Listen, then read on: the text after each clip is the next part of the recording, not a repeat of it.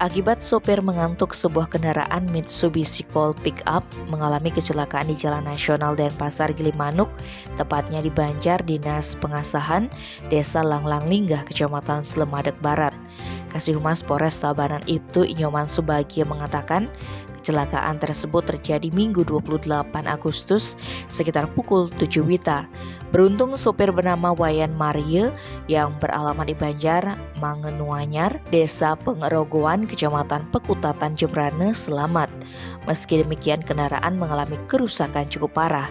Kejadian berawal saat kendaraan pick-up tersebut melaju dari timur atau dari arah Denpasar menuju arah barat. Setibanya di TKP dengan kondisi jalan menanjak dan tikungan ke kiri, sopir yang dalam keadaan mengantuk kehilangan kendali hingga pick-up melaju ke pinggir jalan dan terperosok ke dalam got. Akibat kecelakaan tersebut, arus lalu lintas di kawasan itu sempat terganggu.